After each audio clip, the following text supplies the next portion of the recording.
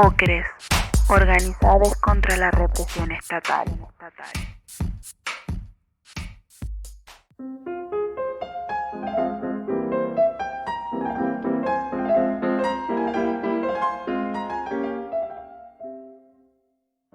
Bueno, mi nombre es Juan Florencio Cicale, soy nacido en la ciudad de La Plata. En el año próximo se van a cumplir 70 años que salí por primera vez a la calle a los 16 años. Nada que ver cuando salí a los 16 años con mi pensamiento actual, porque en aquella época yo era estudiante de una escuela religiosa y eso me llevó a que en aquel momento se luchaba entre la educación libre y la laica. Y yo estaba en la educación libre en ese momento. O sea que me oponía a lo laico, que es lo que yo sustento ahora en este momento. Pero fue mi primer inicio en la calle, digamos, ¿no? Después, a partir de ahí, mi vida... yo soy de extracción de clase media de la ciudad de La Plata, mi papá bancario, mi mamá una ama de casa muy hermosa, era una mujer extremadamente cálida. Vivíamos en un barrio donde, vivimos cuando era chico, viví en 2 o 3 barrios, pero el barrio donde vivimos con mayor tiempo en la ciudad de La Plata era un barrio que hoy en día se llama Zona Norte, pero en aquel momento no era la Zona Norte, estábamos a 2 cuadras del Barro, ¿no?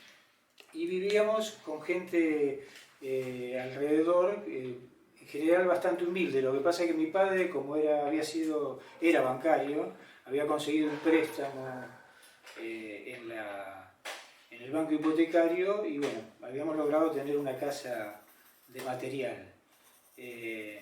Pero tanto mi madre como yo, tengo una hermana además, ¿no? Mayor que yo, pero tanto mi madre como yo éramos 2 personas muy vinculadas siempre con el barrio, ¿no? Mi madre había tenido una formación primaria y después iban a hacer corte y confección. Bueno, pero ella eso lo canalizó para cosas que sirvieron, porque bueno, todos los pibitos del barrio que nacieron, mi vieja siempre le tejió un osito o le hacía alguna prenda porque ella cosía en una máquina Singer, ¿no? Y teníamos mucho intercambio en general con el barrio. Bueno, a partir de ahí, digamos, yo siempre, digamos, mi cualidad, que no la califico ni buena ni mala, pero siempre fui extremadamente sensible desde muy chico. Entonces esto me hacía de que yo tenía una relación muy fuerte con todos estos pibes que estaban en una clase social diferente a la mía, ¿no? Y eso me fue haciendo comprender, digamos que ya desde muy chiquitito vivíamos en una sociedad en la cual yo no me sentía cómodo, ¿no? Siempre tuve una contradicción muy fuerte, además porque mi padre prácticamente me impuso que vaya a estudiar en una escuela religiosa, escuela con la cual yo nunca me llevé bien. Todo ese periodo para mí fue un periodo muy, muy duro porque era muy diferente lo que yo recibía como enseñanza de la iglesia a lo que yo veía y sentía cotidianamente en mi barrio, ¿no? Entonces, cuando me echan de la escuela, yo paso a una escuela estatal, donde la termino recién 2 años después, porque cuando pasé esa escuela estatal me fui prácticamente en todas las materias en el último año, y las terminé de dar en aquella época hacíamos el servicio militar, haciendo el servicio militar.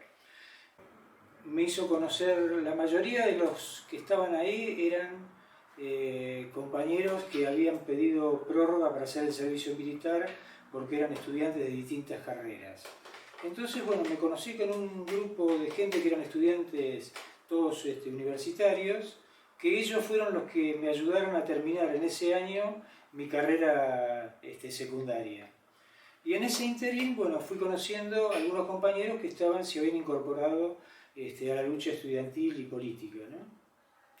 Con el que más me había acercado yo era un compañero que él era militante de la Juventud Comunista. Con el tiempo, yo termino la escuela, entro a estudiar en la Facultad de Veterinaria y, bueno, simultáneamente me afilio a la Juventud Comunista. Bueno, ese inicio en la Juventud Comunista a mí me sirvió relativamente, porque, digamos, yo salía de un dogma, yo siempre dije esto, ¿no? Yo salí de un dogma que era el dogma religioso, y al entrar en la Juventud Comunista, Partido Comunista, adopté otro dogma, ¿no? Que era el marxismo-leninismo a fuego.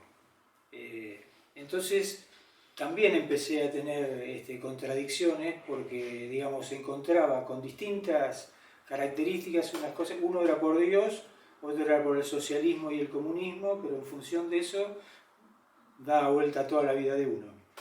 Entonces eso tampoco me ayudaba, si bien prontamente fui elegido delegado de primer año de la facultad y empecé a tener una actividad política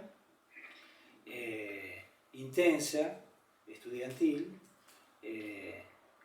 y empecé a conocer a compañeros de distintas vertientes políticas, ¿no? Eran años, en aquella época yo te diría más que todo el periodo del gobierno de Onganía, eran años difíciles, digamos, con muchas manifestaciones, toma de facultad. Las facultades empezaron por ejemplo, la facultad de veterinaria era una facultad totalmente elitista, que cuando yo entré éramos 150 o 200 alumnos, pasó rápidamente a ser una facultad de 600, 700 alumnos, entonces la composición social de la facultad cambió y también cambiaron las posiciones políticas que tomamos desde la facultad. Pero, bueno, en función de esto, de alguna manera, el movimiento estudiantil cubría ciertas expectativas que yo tenía, ya ahora peleando por una educación distinta, ¿no? Eso, digamos, aparejado a que simultáneamente, digamos, yo llevaba una vida de muchos años en compañía de la que fue mi primera compañera, que se llamaba Elena Guichón, que ella era estudiante de historia. Pero nos habíamos conocido cuando yo tenía 13 años y ella 11. Y a partir de ahí, digamos, tuvimos una relación, nos pusimos de novio por primera vez cuando yo tenía 15 y ella 13, ¿no? Y bueno, ahí, a partir de ahí tuvimos una relación muy, muy intensa, con periodos alternados, ¿no? En que nos distanciamos, pero siempre estuvimos muy juntos. Y el periodo de la facultad fue por ahí el que nos encontró más juntos que nunca, ¿no? Ella también se afilia a la Juventud Comunista. Dejo de estudiar veterinaria en cuarto año e inicio la facultad entro a estudiar historia. Cuando entro a estudiar historia, estudio alrededor de un año más o menos historia, y bueno, a partir de ahí, bueno, se fueron precipitando un poco más las cosas, y bueno, nosotros decidimos en ese momento con mi compañera casarnos, nos casamos, dejo la facultad y empiezo a trabajar en distintos trabajos, ¿no? Y seguimos con militancia en lo social y en lo político. Bueno, acá viene una etapa muy complicada en mi vida, porque digamos, entramos en el periodo donde comienzan a arreciar en La Plata los grupos parapoliciales, fundamentalmente la AAA y la CNU. Mi compañera queda embarazada, embarazo nace nuestra hija, que se llama Florencia, y simultáneamente, pasados unos 6-7 meses, ¿no es cierto?, de haber tenido a la nena, nosotros recibimos una amenaza de la AAA. Entonces, mi compañera, que como te digo era mucho más formada que yo y mucho más armada desde el punto de vista ideológico, comenzó a hacer un cuadro muy difícil, se sentía muy perseguida y vivía obsesionada con la posibilidad de que le pasara algo a nuestra hija, ¿no? Y bueno, posiblemente, digamos, fue el periodo más duro y más triste de mi vida, porque ella hace un bajón de defensa muy grande, y yo siempre digo que la AAA no logró matarla de bala, pero logró matarla de cáncer, porque Elena se llamaba, en 3 meses y medio falleció. De todas formas, yo trato de sobrellevar las cosas, y en menos de un año sufro otro golpe fuertísimo.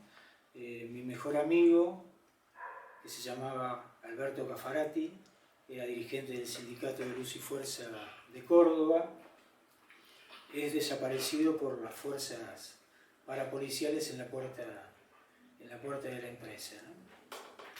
Entonces, en menos de un año, digamos, perdí a mi compañera, a mi mejor amigo, y además la ciudad de La Plata, donde más donde más trabajaban las fuerzas parapoliciales, entonces, digamos, aparecían compañeros muertos prácticamente todos los días, ¿no? Hasta que vino la dictadura militar. Desde el punto de vista personal, yo entré a trabajar a un laboratorio multinacional de medicamentos. Mientras tanto, por supuesto que seguíamos toda nuestra lucha, en ese momento ya era clandestina, ¿no? Yo soy muy sincero en esto. Para mí siempre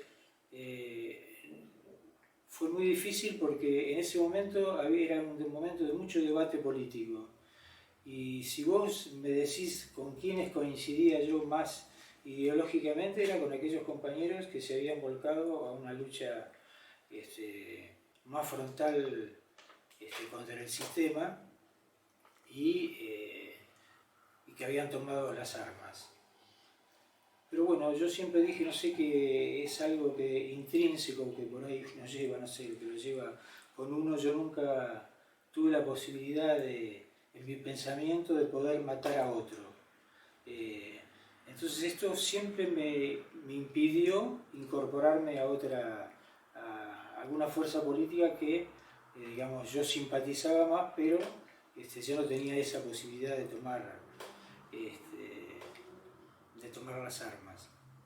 Esto me llevó a que siempre hiciera trabajos desde el punto de vista social. He ayudado, he apoyado a infinidad de compañeros, he ayudado mucho a familias que quedaron con sus hijos desaparecidos, y algunos eran amigos, otros conocidos. Yo vuelvo a formar pareja, ¿no? Ella venía de un compañero que estaba desaparecido, y yo venía de la pérdida de mi compañera. Entonces, creo que nos juntamos dos soledades, ¿no? Si bien estuvimos alrededor de 5 o 6 años juntos, y los primeros años de nuestra vida fueron años muy apasionados, y en ese momento de nuestra vida nació Mariana. A mí el momento más fuerte políticamente de mi vida, que lo sigo recordando siempre, fue cuando triunfa Salvador Allende en Chile. Cuando sube Cámpora viene Salvador Allende a la Asunción, entonces cuando llega Salvador Allende se hace una manifestación enorme, y ahí escuchamos las palabras de Salvador Allende, que realmente era maravilloso escucharlo, era de una calidez asombrosa, ¿no? Y bueno, en ese momento también había muchas discusiones, porque Salvador Allende planteaba la posibilidad de llegar al socialismo por la vía pacífica. Y una gran cantidad de organizaciones discrepaban con esa posición. Bueno, la vida demostró que él no llegó al socialismo por la vía pacífica, pero sí lo defendió por la vía armada, porque él murió combatiendo con un arma en la mano, ¿no? El golpe en la Argentina, bueno, primero están el preámbulo del golpe, que son los grupos parapoliciales, o sea, vivir en la ciudad de La Plata era todos los días aparecía un compañero tirado en alguna zanja, acribillado a balazos, ¿no? Los hermanos Zaragoza, hubo infinidad de compañeros que en ese periodo fueron asesinados en La Plata. Y bueno, y cuando viene la dictadura militar viene esa cerrazón terrible, y bueno, y comienza esa cuestión de desaparición sistemática de compañeros, que hace de la vida, uno a veces se pone a pensarlo profundamente, y a veces es muy difícil de poder poner en palabras cómo hizo uno para poder sobrevivir ese periodo, ¿no? O sea, yo creo que uno lo sobrevivía porque seguía pensando que de alguna manera hay que seguirle peleando, sea como sea dictadura o no sea dictadura, hay que seguirle peleando para construir una sociedad más justa. Eso es lo que de alguna manera te permite seguir luchando. Pero tomo fotografías desde el año 69-70, pero nunca, digamos, lo hice desde el punto de vista del fotoperiodismo, ¿no? Bueno, producto de eso yo tengo infinidad de fotos de compañeros, familiares queridos, ¿no? Que yo lo fui logrando a través de la fotografía. Pero la fotografía para mí siempre fue un complemento en lo que yo hacía, que estuvo siempre más ligado a la lucha social. Porque cuando termina la dictadura, bueno, y en parte de la dictadura, nosotros nos acercamos, y acá ya también empieza la historia con Marta, ¿no? Que con Marta ya hace 33 años que estamos juntos, nos acercamos a las madres de Plaza de Mayo, ¿no? Era el lugar de resistencia que nosotros encontramos contra la dictadura, ¿no? Esa resistencia terca de las madres fue lo que abrió un camino que parecía imposible. Después nos trasladamos a La Plata, a una localidad que se llama Gorina. Bueno, en ese lugar nosotros integramos el grupo de solidaridad con madres de Plaza de Mayo. Trabajamos con infinidad de grupos estudiantiles y organizaciones sociales. En ese periodo nosotros, desde el grupo de solidaridad y con un grupo de estudiantes, de agrupaciones estudiantiles y organizaciones sociales, armamos ya lo que se llamaba la Coordinadora Sur contra la Represión Policial, que vendría a ser la lucha contra el gatillo fácil ya en el año 95. Tenía la característica que por un lado funcionábamos nosotros como comisión y por el otro lado funcionaban los familiares. Entre los familiares te puedo recordar a Rosa Bru, la mamá de Miguel Bru, Mirna Gómez, la compañera de Andrés Núñez, Albanese. Maximiliano Albanese fue un caso muy resonante de gatillo fácil de La Plata. Entonces, bueno, armamos esa esa comisión y empezamos una lucha contra la represión policial. Hacíamos en la Plaza San Martín de la Plata, organizábamos radios abiertas, cada una de las marchas, donde participaba infinidad de gente. Juntamente con eso teníamos un programa barrial en un barrio donde fundamentalmente habitaban policías. Un barrio y nosotros salíamos con un programa contra la represión policial. Entonces, a partir del 97, nosotros en el barrio donde vivíamos, Gorina, armamos una casita que la levantamos con los chicos del barrio, una casita de madera, en unos terrenos que estaban en la esquina de nuestra casa, donde vivíamos. Una idea absolutamente abierta, ¿no? Y funcionábamos con talleres que nosotros les llamábamos talleres de creatividad, donde los chicos en realidad fueron los que fueron organizando junto con nosotros los talleres que ellos querían hacer. El que menos les gustaba era el de apoyo escolar. Después todos los demás era teatro, plástica, teníamos una murga. Y bueno, y ahí venían alrededor de 140 chicos a contraturno de la escuela. Bueno, es una casita que sigue existiendo al día de hoy, ya del 97 ahora van más de 25 años. Y esa casita sigue funcionando, por ahí con otras características, no las mismas que en aquella época.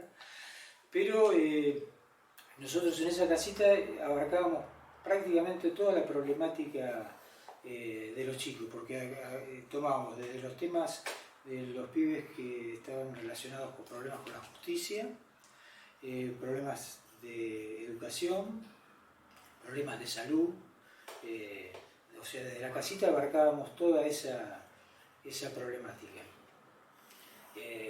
Fue, digamos, de la misma manera que yo te digo que el momento culminante por ahí de mi vida así político más grande fue lo de Salvador Allende, desde el punto de vista del trabajo social, ¿no? Del trabajo en los barrios.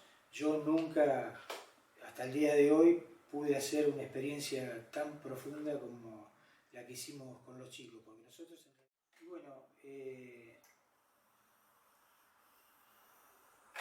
de alguna manera la idea original nuestra, como uno siempre tiene esas ideas, ¿no? Que son equivocadas o contradictorias, dice yo voy a ayudar, yo voy a dar, yo quiero esto, yo quiero acercarme a tal lugar. En realidad nosotros, en este proceso en el cual convivimos tantos años con estos chicos, nosotros nos dimos cuenta que lo que más nos dieron fueron ellos a nosotros. Y nos construyeron en personas totalmente diferentes, ¿no?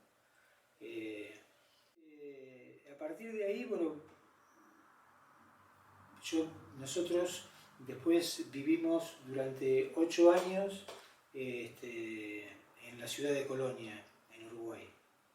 En conclusión, terminé volcándome, digamos, terminé haciendo trabajos así dentro del oficio de plomería y gas, en casas, hoteles, ¿no? Del lugar, y inevitablemente uno le parecía que estaba en un lugar tremendamente tranquilo. Bueno, inevitablemente uno, por su formación, bueno, nos fuimos juntando con Marta con movimiento cultural dentro de Colonia, y bueno, hacíamos actividades. Después ingresé a trabajar en un diario donde fundamentalmente hacía publicidad y algo de periodismo.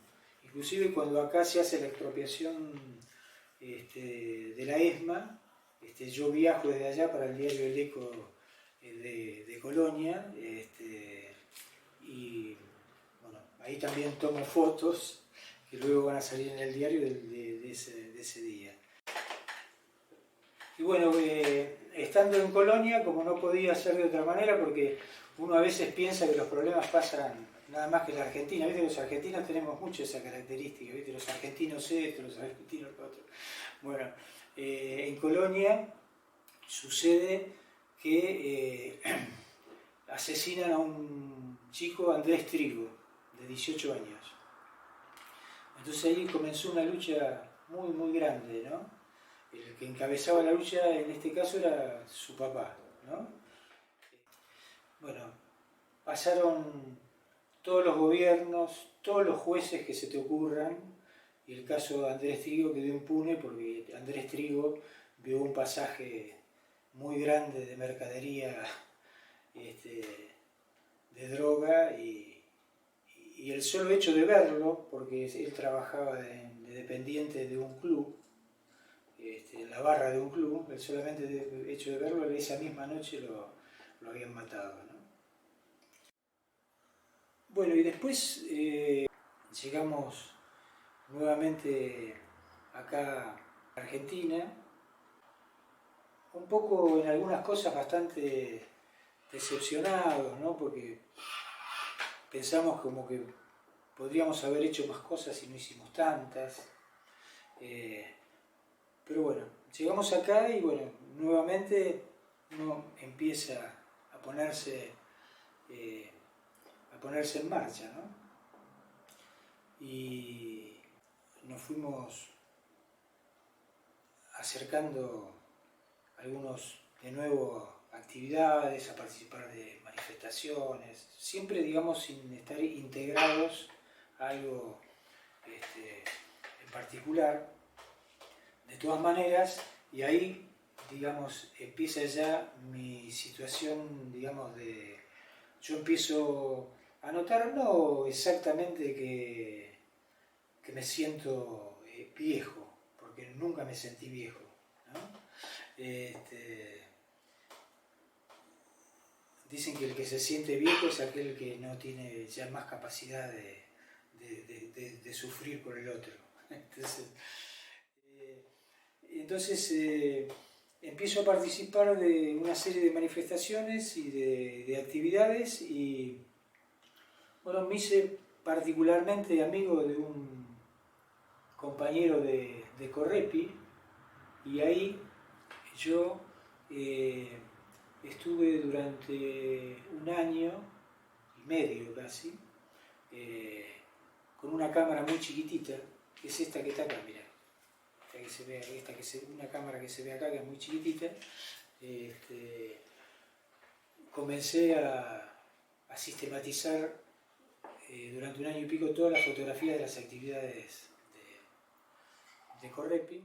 Entonces ahí mi idea fue empezar un camino de visualizar a través de la fotografía todas aquellas luchas de los familiares que habían perdido sus hijos víctimas del gatillo fácil.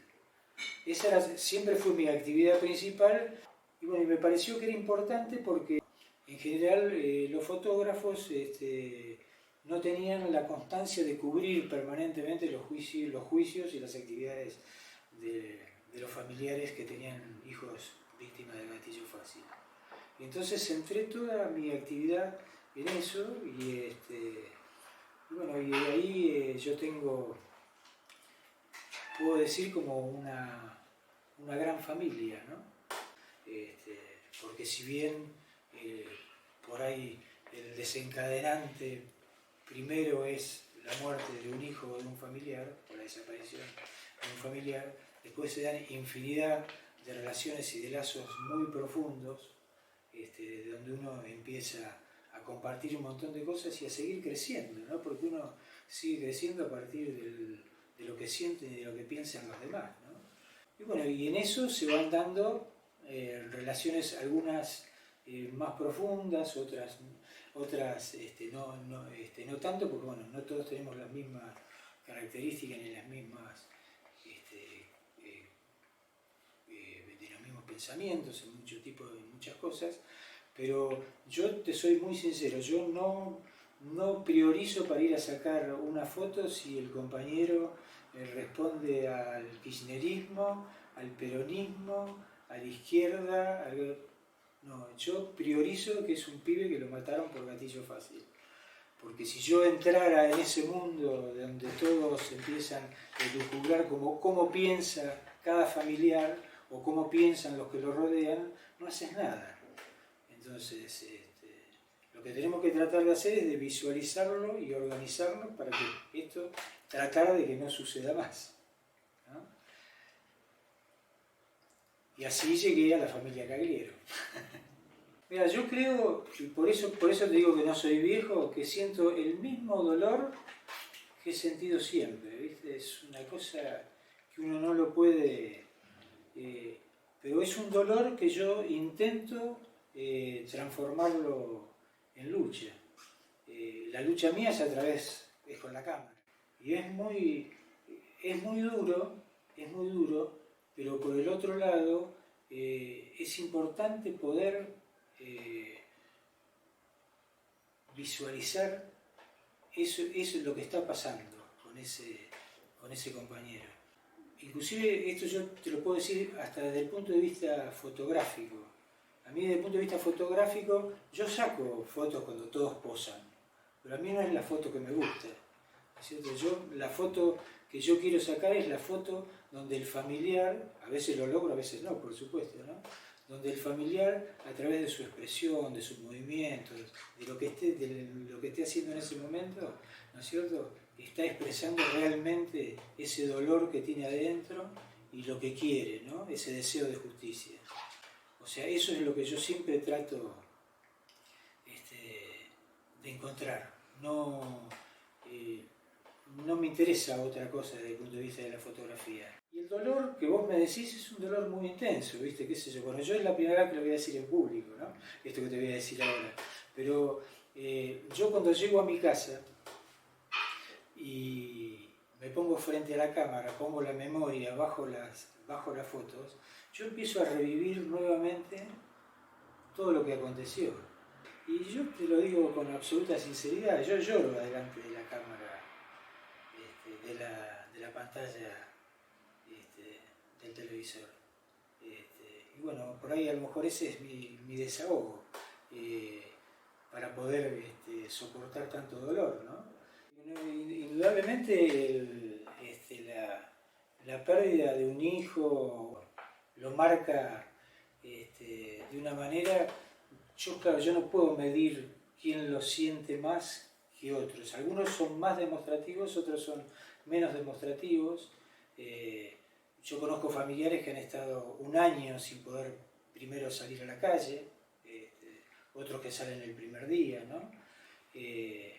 Pero ese dolor, digamos, que sienten es un dolor tan profundo que es muy difícil de describir, ¿no? Porque es un dolor que como que te desarma por dentro, ¿no? Y rearmarse y transformarlo en lucha no es fácil. Hay personas que quedan deprimidas para toda la vida y otros que luchan toda su vida. Hay gente que hace años que están... Yo el ejemplo, vos fíjate, Mirna Gómez, que le desaparecieron a Andrés hace 30 años, o sea, hace 30 años que ella, su compañera, sigue en la lucha. Lo común es ese dolor tan profundo y que todo el mundo, que lo dicen las víctimas de gatillo fácil y ya lo decían también las madres de Plaza de Mayo.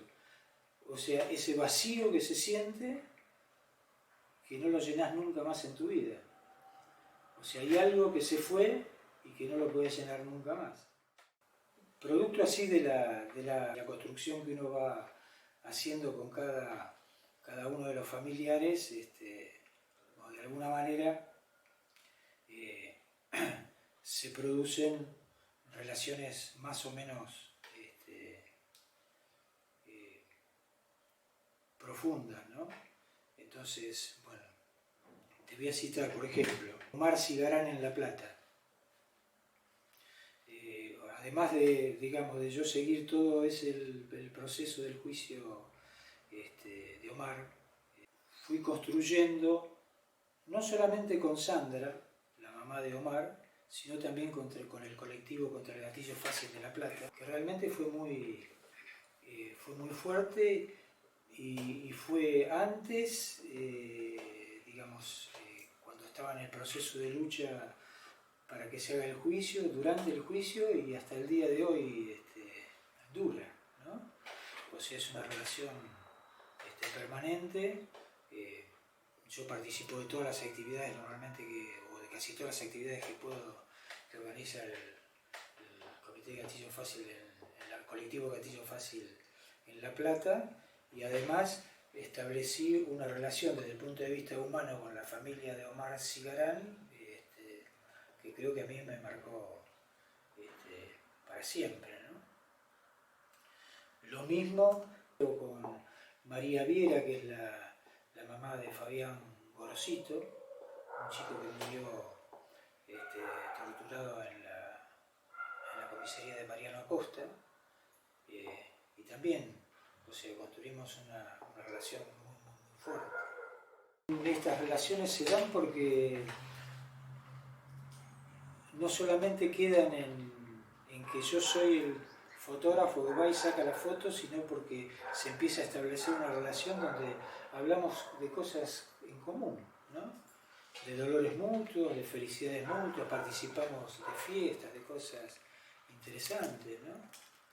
A Lalo Albanese, que mataron a su hijo Maxi Albanese cuando cumplía 18 años, y también hicimos una relación fuertísima, ¿viste? Digamos, de amistad, ¿no? De estar juntos. En el caso de Luciano Arruga, yo he participado en infinidad de actividades por Luciano, sobre todo la del mes de enero, esa me ha faltado, pero ahí ya te diría que a mí me impresiona más desde otro lugar, porque me impresiona de lo que lograron construir, ¿no es cierto?, a partir de la desaparición y después de la aparición del cuerpo de Luciano. También he tenido con otras compañeras y compañeros, Walter y Julia, madre de Christopher Torres, de un caso mucho más viejo de Moreno.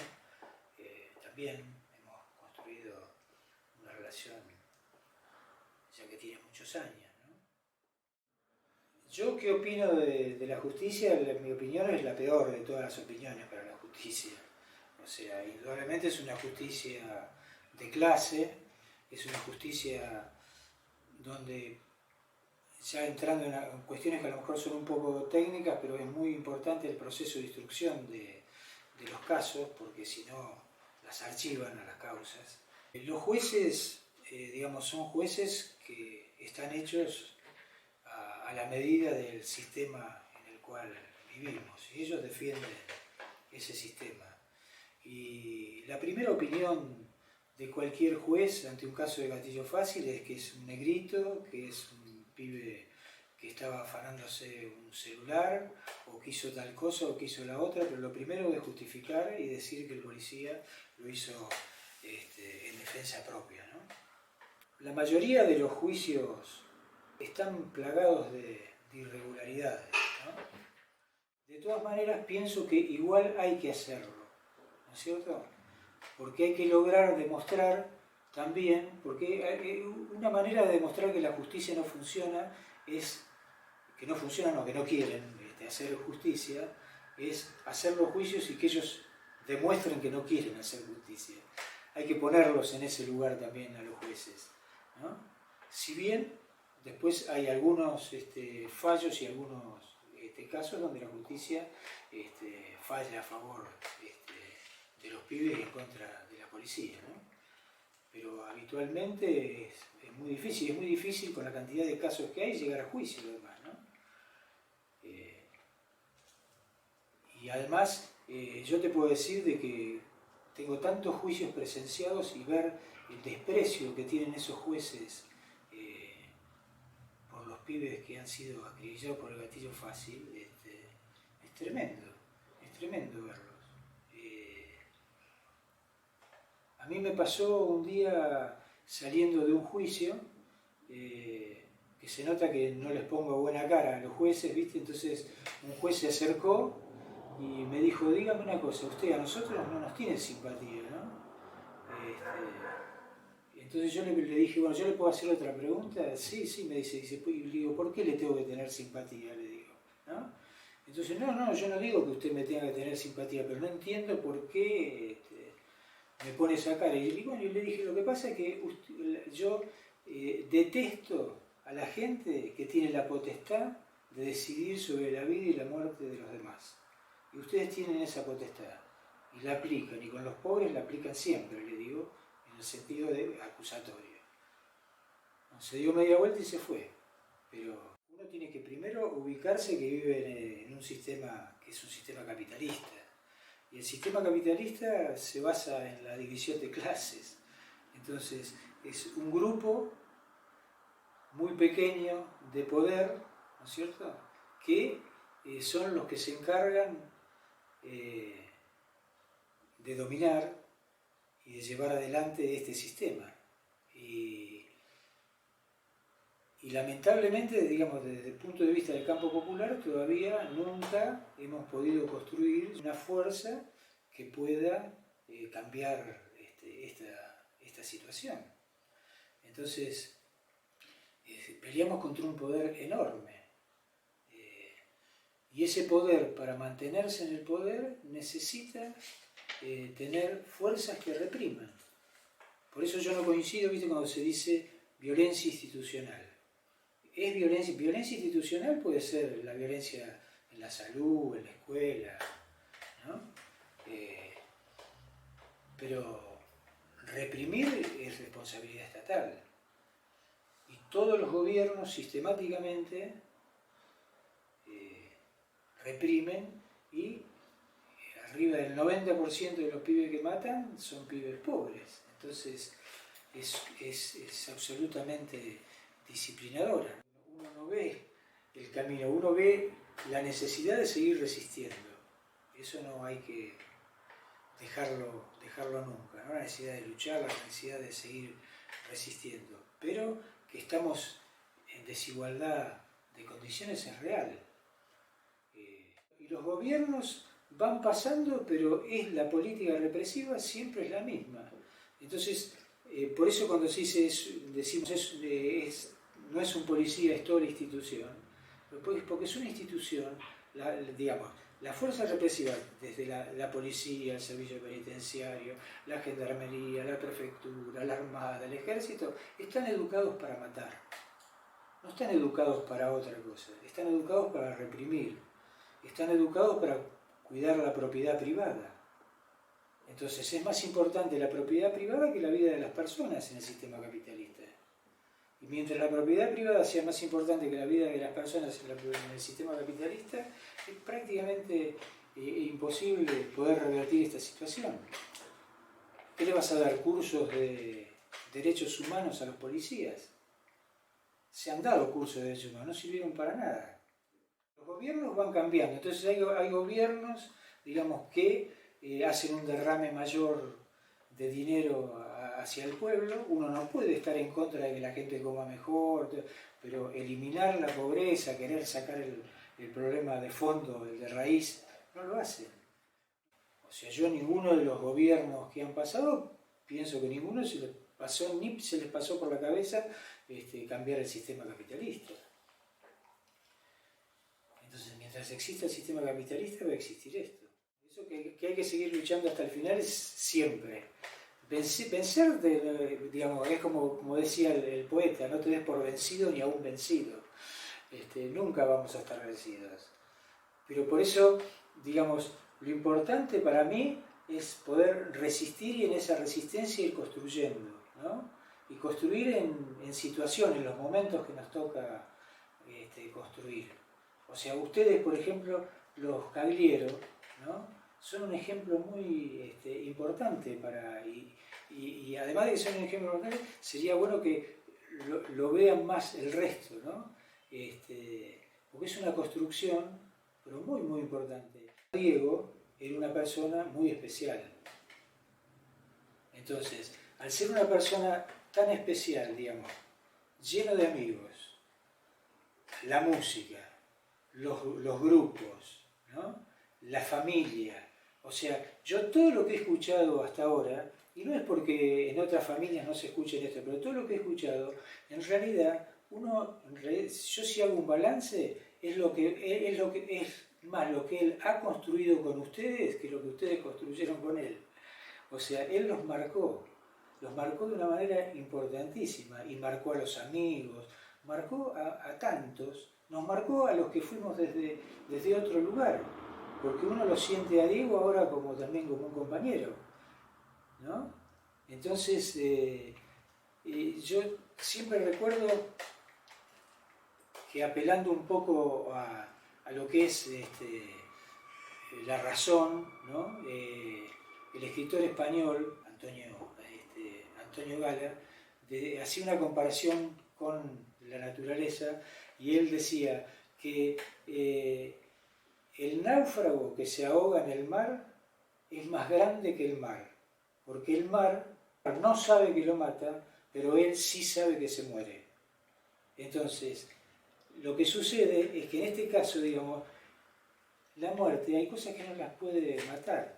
Entonces, lo que ha logrado Diego, lo logran todos, pero lo que ha logrado el particular Diego es que no lo han podido matar, porque sigue viviendo en la música de los compañeros, sigue viviendo en ustedes, siguen viviendo en esa familia múltiple, porque están Julia, Horacio, Julio, Adriana, estás vos, está Paula, ¿no? Y están ahí, y están todos juntos, y están todos los amigos, y están los profesores, y están infinidad de gente. Cuando estuvimos ahí, que se hizo el mural en el barrio donde ustedes vivían, una señora que se acercó y se puso a hablar, ¿viste? Y hablaba de Diego como... Entonces, eso es muy importante, ¿no? Y es lo que a ustedes también les da una fuerza enorme, ¿no? Porque nos la da a todos. Nunca se logra matar a un hijo, ¿no? Pero en el caso en particular, él construyó muchísimo, construyó relaciones humanas, construyó relaciones de afecto, porque todo el mundo habla desde ese lugar de él. Todo el mundo habla desde el afecto, de lo que le dio, de lo que sintió, de cómo era, ¿no? Entonces uno lo va incorporando como parte de la familia de uno, a Diego. Calvino decía: el infierno de los vivos no es algo por venir.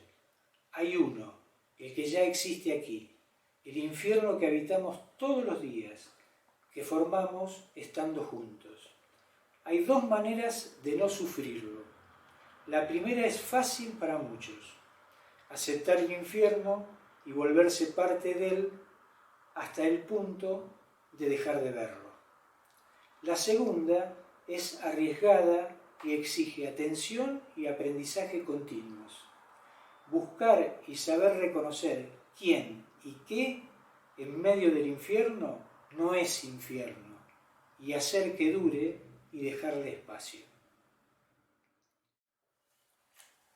Mi Buenos Aires querido, sentado al borde de una silla deshondada, mareado, enfermo, casi vivo, escribo versos previamente llorados por la ciudad donde nací.